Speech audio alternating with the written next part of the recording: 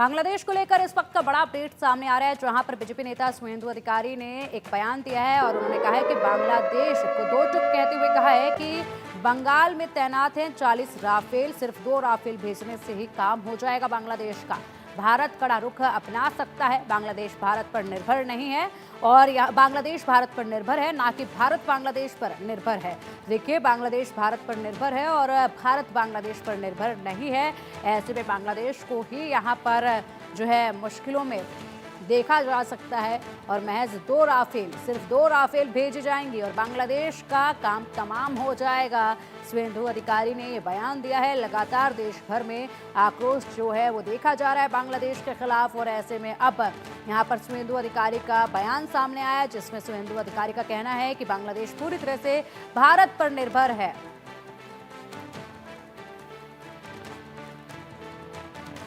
तो देखिए, ये बयान सुवेंदु अधिकारी का कि बांग्लादेश में अगर सिर्फ 2 राफेल भेज दी जाए तभी काम तमाम हो जाएगा। बांग्लादेश पूरी तरीके से यहाँ पर जो है अगर बात कर ली जाए तो बांग्लादेश पूरी तरीके से निर्भर है। हिंदुस्तान पर बिजली की कटौती कर दी जाए तो 80% जो बांग्लादेश का हिस्सा है वो अंधेरे में रहने पर मजबूर हो जाएगा। अधिक अपडेट के लिए हमारे सहयोगी रैनिक दत्ता हमारे साथ जुड़ गए हैं। रैनिक, देखिए, लगातार बांग्लादेश को लेकर आक्रोश फूटता जा रहा है हिंदुस्तान में और एक के बाद एक बयान सामने आ रहे हैं, चाहे वो आरएसएस की बात कर ले या फिर सुवेंदु अधिकारी की बात कर ले। सुवेंदु अधिकारी ने हाल ही में बयान दिया है और कहा है कि बांग्लादेश पूरी तरीके से भारत पर निर्भर है और ऐसे में कड़ा कदम अगर उठाया जाता है तो बांग्लादेश के लिए मुश्किल हो सकती है।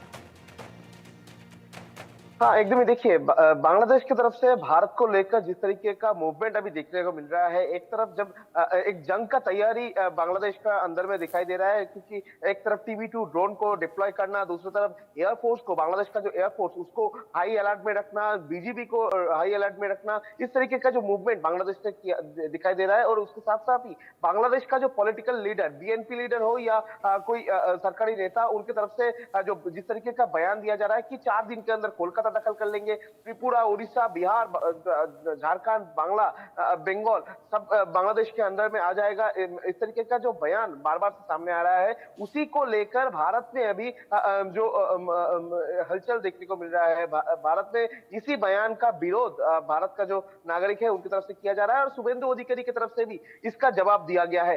इस तरीके का जो बयान बांग्लादेश की तरफ से दिया जा रहा है, इसी के जवाब में सुवेंदु अधिकारी, जो कि leader of West Bengal, leader of opposition West Bengal assembly है, उनकी तरफ से कहा गया है कि अगर 2 राफेल भेजा जाए बांग्लादेश में तो उनका जो आवाज, वो आवाज सुनने पर ही बांग्लादेश डर जाएगा और बांग्लादेश की तरफ से इस तरीके का जो बयान आ रहे हैं ये बंद हो जाएगा। बिल्कुल रैनिक, हमारे दर्शकों को भी एक बार सुनवा देते हैं कि आखिरकार सुवेंदु अधिकारी ने क्या कुछ कहा है। अपने देखिएगा हमारे साथ।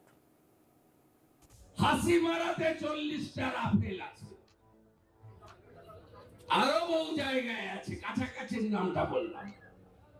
মাত্র 2টো রাফেলকে যদি উড়িয়ে দেয় ভারত, বাথরুম করে ফেলবে ওরা।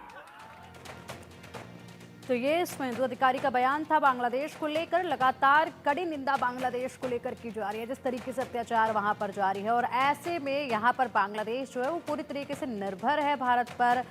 रैनी की अगर बात कर ली जाए तो और ऐसे में अगर कोई कड़ा कदम उठाया जाता है तो बांग्लादेश के लिए बहुत बड़ी मुश्किल जो है वो हो सकती है, यानी कि यूनियन सरकार अपनी जनता को बड़े मुश्किलों की तरफ धकेल रही है अगर जल्द से जल्द इस हिंसा को नहीं रोका गया, इन उपद्रवियों को नहीं रोका गया तो। हाँ, एकदम देखिए, बांग्लादेश बहुत सारे चीजों पर भारत के ऊपर डिपेंडेबल है और सबसे महत्वपूर्ण चीज है, भारत से इलेक्ट्रिसिटी सप्लाई किया जाता है बांग्लादेश पर। अगर भारत की तरफ से इलेक्ट्रिसिटी को सिर्फ बंद किया जाए तो बांग्लादेश का 80% के ऊपर जगह वो अंधेरे में चला जाएगा। और इसी सिचुएशन में बांग्लादेश और भारत, ये दोनों देशों के बीच में जिस तरीके का माहौल अभी तैयार है और ज्यादा करके बांग्लादेश की तरफ से जो माहौल तैयार किया जा रहा है, TB2 जैसे ड्रोन का डिप्लॉय करना, ये सबसे महत्वपूर्ण चीज है, क्योंकि एक अटैक करने वाला सक्षम ड्रोन जब भी बॉर्डर लाइन पर डिप्लॉय किया जाता है तब कोई देश का नियत सही नहीं लगता है। कोई देश की तरफ से अगर बोला जाए कि 4 दिन के अंदर कोलकाता हम लोग दखल कर लेंगे, इस तरीके का भड़काऊ बयान जब दिया जा रहा है तो उस देश का जो नियत वो सही नहीं लग रहा है। और जिस सिचुएशन बांग्लादेश में तैयार हुआ है, वो सिचुएशन तैयार करने पर जिस तरीके से मूवमेंट चल रहा है बांग्लादेश में, कल भी देखा गया था कि त्रिपुरा का जो बांग्लादेश बॉर्डर है उस जगह पर रैली किया गया था, त्रिपुरा दखल करने का एक अभियान का डाक बांग्लादेश की तरफ से दिया गया था। इस तरीके का जो मूवमेंट बांग्लादेश में चल रहा है, इसी का जवाब शुभेंदु अधिकारी की तरफ से दिया गया है कि 2 राफेल विमान अगर भेजा जाए बांग्लादेश में तो बांग्लादेश का हालात खराब हो जाएगा, बांग्लादेश डर जाएगा, ऐसा बयान शुभेंदु अधिकारी की तरफ से दिया गया है। यानी बांग्लादेश की तरफ से जिस तरीके का मूवमेंट चल रहा है उसका निंदा पूरा देश भर में चल रहा है, पूरा देश गुस्से में है, लगातार बोल सकते हैं कि बांग्लादेश का इस तरीके का बयान। और यही गुस्सा साफ नजर आ रहा है शुभेंदु अधिकारी का इस बयान में, क्योंकि इसके पहले भी बांग्लादेश की तरफ से जिस तरीके का भड़काऊ बयान आया था देश भारत के खिलाफ में, जिस तरीके का बयान आया था, अगर ये बयान रोकना या जिस तरीके का मूवमेंट है बांग्लादेश में चल रहा है ये रोकना मोहम्मद यूनुस के लिए पॉसिबल ना होगा तो अगले दिन बहुत मुश्किल के सामना बांग्लादेश को करना पड़ सकता है। और शुभेंदु अधिकारी का ये बयान से साफ होता है कि कितना गुस्सा अभी लोगों के मन में है। और बांग्लादेश की तरफ से जिस तरीके का भड़काऊ बयान दिया जा रहा है उस पे 2 देशों के बीच में जो रिलेशन में भी ठेस पहुंचा रहा है और ये बांग्लादेश। और मोहम्मद यूनुस की तरफ से कोई कार्रवाई क्यों नहीं किया जा रहा है, ये सवाल ही बार बार से आ रहा है। और इसी सिचुएशन में शुभेंदु अधिकारी की तरफ से 2 राफेल विमान को जो भेजने का बात किया गया है, ये एक साफ गुस्सा जो है वो गुस्सा ही साफ नजर में आ रहा है उनके जुबान में। बिल्कुल रैनिक, देखिए शुभेंदु अधिकारी का भी आक्रोश यहाँ पर देखा जा रहा है बांग्लादेश के खिलाफ, और तमाम जनता जो है वो तो लगातार आक्रोश जाहिर कर ही रही है। प्रोटेस्ट जो है देश भर में देखे जा रहे हैं। इसी के बीच जो है आरएसएस की तरफ से भी एक बड़ा बयान सामने आया है, जिसमें आरएसएस ने कहा है कि हिंदुओं पर अत्याचार तुरंत बंद होने चाहिए, चिन्मय कृष्ण दास की रिहाई जल्द जो है वो होनी चाहिए। तो देखिए कृष्ण दास की जो रिहाई है वो जल्द होनी चाहिए, हिंदुओं पर अत्याचार तुरंत बंद होने चाहिए। और इसी के साथ साथ केंद्र सरकार से भी अपील की है, अपील करते हुए कहा है कि अब केंद्र सरकार को, बीजेपी सरकार को जो है ठोस कदम इस पर उठाना होगा, हिंदुओं की सुरक्षा के लिए प्रयास लगातार जारी रखने होंगे। हिंदुओं के साथ अत्याचार जो है वो चिंताजनक है और ऐसे में कड़ा कदम अब उठाना होगा। तो बांग्लादेश पर आरएसएस का ये बड़ा बयान है, जिसमें मोदी सरकार से आरएसएस की तरफ से अपील की गई है, अपील की है कि हिंदुओं पर अत्याचार रोकने के लिए ठोस कदम उठाए, हिंदुओं की सुरक्षा के लिए प्रयास जारी रखे, मुद्दों को अंतर्राष्ट्रीय मंच पर उठाएं। हिंदुओं के साथ अत्याचार चिंताजनक है, हिंदुओं पर अत्याचार तुरंत बंद हो, चिन्मय कृष्ण दास की रिहाई जल्द हो, बातचीत से हल नहीं निकलता है तो कुछ और उपाय खोजने होंगे। देश में बहुत सारे लोग, समाज में सभी प्रकार के लोगों का आक्रोश है और समाज की सारी धार्मिक, आध्यात्मिक संगठन जो है वो सब मिलकर ये सारा आक्रोश में व्यक्त कर रहे हैं। और ये सभी जो आक्रोश है ये सब हिंदू और सभी अल्पसंख्यक, बौद्ध, जैन और जितने भी अल्पसंख्यक है सब पर जो अन्याय हो रहा है उसको तत्काल रूप से रोकने के लिए चल रहा है। तो मुझे लगता है कि ये आवश्यक था और देश में सभी लोगों ने इसमें पहल की है, बहुत ही अच्छा है। तो रैनिक, देखिए आरएसएस की तरफ से भी बयान सामने आया और घोर निंदा की है जिस तरीके से हिंदुओं पर अत्याचार हो रहा है। केंद्र सरकार से अपील की है कि ठोस कदम उठाया जाए, बातचीत से अगर हल नहीं निकलता है तो दूसरा रास्ता अपनाया जाए। हाँ एकदम ही, देखिए जिस तरीके का घटना बांग्लादेश में घट रहा है, हिंदुओं के ऊपर जिस तरीके से लगातार हमले का घटना घट रहा है और उसके साथ साथ ही जो हिंदुओं का सुरक्षा को लेकर जो सवाल आ रहा है उसको लेकर केंद्र सरकार के पास अभी आरएसएस की तरफ से अपील रखा गया है कि जल्द से जल्द इसका हल निकाला जाए और केंद्र सरकार चाहे तो इसमें हस्तक्षेप करे। और केंद्र सरकार के पास एक अपील रखा गया है कि ये पूरा मामले को देखते हुए कि भारत सरकार के तरफ से कोई कड़ी सिद्धांत लिया जाए। अगर ये सिचुएशन बांग्लादेश का इंटरिम गवर्नमेंट की तरफ से कंट्रोल ना हो पाए तो एक बार आरएसएस की तरफ से इस बार जो बयान दिया गया है, जो अपील रखा गया है, जो चिट्ठी दिया गया है, उसमें से साफ है कि जो संघ भी नाराज है बांग्लादेश का ये हलचल को लेकर। हिंदुओं के ऊपर जो हमले का घटना घट रहा है इसमें नाराज है आरएसएस और आरएसएस की तरफ से ये जो अपील रखा गया है तो इसमें से जाहिर है कि इस बार बीजेपी का जो सरकार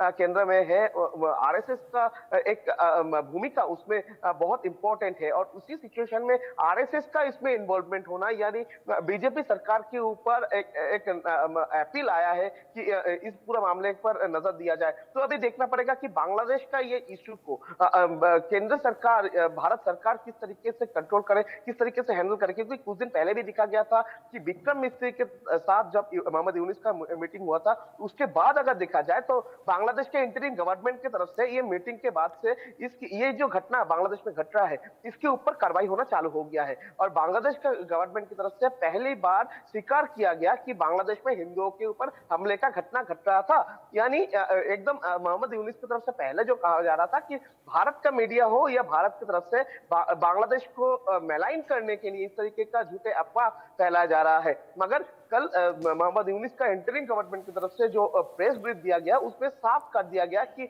बांग्लादेश में मोहम्मद यूनिस का इंटरिम गवर्नमेंट फॉर्म होने के बाद से कल तक बांग्लादेश में बहुत सारे हिंदुओं के ऊपर हमले का घटना घटा है, जिस घटना में 87 केसेस दर्ज किया गया है, और उसके ये पूरा घटना में 70 लोगों को गिरफ्तार किया गया है। यानी बांग्लादेश का इंटरिम गवर्नमेंट अभी मानने के लिए राजी हुए कि उन लोगों के देश में हिंदुओं के ऊपर हमले का घटना घटा। मगर दूसरी तरफ देखा जाए तो बांग्लादेश और भारत दोनों देशों के बीच में मीटिंग के बाद ही इस तरीके का सिद्धांत लेना चालू किया बांग्लादेश गवर्नमेंट। बांग्लादेश का जो इंटरिम गवर्नमेंट है उनकी तरफ से स्वीकार वो लोग किए, वो भी भारत के साथ मीटिंग के बाद। तो एक तरफ जब भारत के साथ मीटिंग के बाद इस तरीके का वो लोग स्वीकार कर रहे हैं कि उन लोगों के देश में हमले का घटना घट रहा है, उसी सिचुएशन में अगर इस पूरा मामले को थमाने का या शांत करने का जो कोशिश वो इंटरिम गवर्नमेंट की तरफ से ना किया जाए, तो भारत सरकार दूसरा कोई स्टेप लेगा कि नहीं, ये सबसे बड़ा बिल्कुल सवाल है। रैनिक और देखिए, भारत सरकार बिल्कुल रैनिक देखिए, अगर ये किया जाएगा,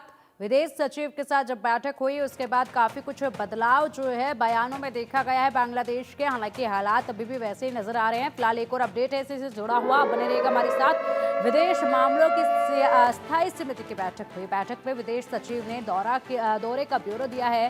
विदेश सचिव विक्रम मिस्री ने जानकारी दी इस बैठक में बांग्लादेश के हालात पर चर्चा की गई। बांग्लादेश पर भारत की चेतावनी का भी असर हुआ है, ये कहा गया। हिंदू विरोधी हिंसा रोकने का भरोसा दिया गया है। बांग्लादेश सरकार ने भरोसा दिया है, विक्रम मिस्री ने ये जानकारी दी है।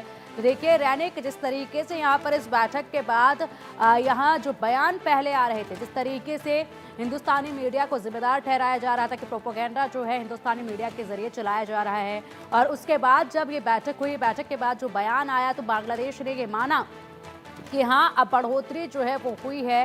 हिंसा के 88 मामलों को इन्होंने स्वीकार किया जो कि हिंदुओं पर हुए हैं। उसके बाद से लगातार यहाँ पर अब जो बैठक का पूरी तरीके से जानकारी दी गई है विदेश सचिव द्वारा, उसमें यही बताया गया है कि यहाँ पर बांग्लादेश ने आश्वासन दिया है कि अब जो हिंसा है वो धीरे धीरे करके रुक जाएगी, हालात जो है वो सामान्य हो जाएंगे। क्या ऐसा होगा? क्या कुछ यहाँ पर बदलाव नजर आ रहा है इस बैठक के बाद? देखिए, भारत और बांग्लादेश दोनों देशों के बीच में जो मीटिंग हुआ था, वो मीटिंग एक पॉजिटिव साइड निकल के आया है, ये तो साफ हो चुका है। क्योंकि अगर देखा जाए तो ये मीटिंग के पहले मोहम्मद यूनिस का जो इंटरिम गवर्नमेंट, उनके तरफ से स्पष्ट किया गया था कि बांग्लादेश में हिंदुओं के ऊपर कोई हमले का घटना नहीं घटा है। बांग्लादेश को लेकर जिस तरीके से खबर चल रहा है वो खबर अफवाह है। बांग्लादेश को मेलाइन करने का कोशिश मीडिया की तरफ से, भारत का मीडिया के